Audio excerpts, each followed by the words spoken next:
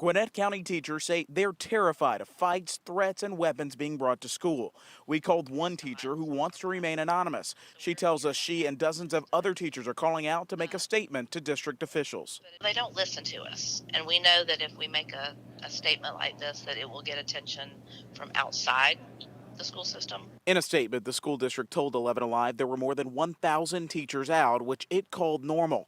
Nearly 80% of those absences were covered Wednesday, but those absences come as the school district reported an administrator was hurt trying to stop a fight, and one teacher was attacked at Discovery High School in the last week. We're losing teachers every single day because they are afraid to be in the classrooms, to be in the schools, because they don't have the authority at the local schools to do what they need to do. Dr. Frances Davis, a former Gwinnett County administrator, called for the resignation of Superintendent Dr. Calvin Watts. She says the district's new restorative practice is a catastrophe and has not stopped repeated acts of violence in schools. They receive a consequence. That's part of our policy. That's part of our work.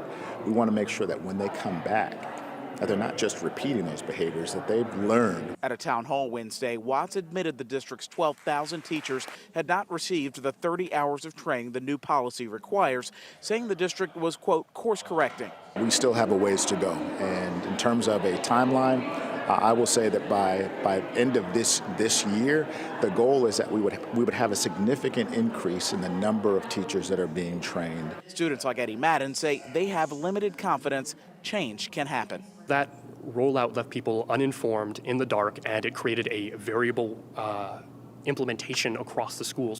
So that was Joe Ripley reporting for us tonight. 11 Alive also found that the number of fights in Gwinnett County schools are up 32% from last year, and there was a 25% increase in weapons found in schools. This is according to the district.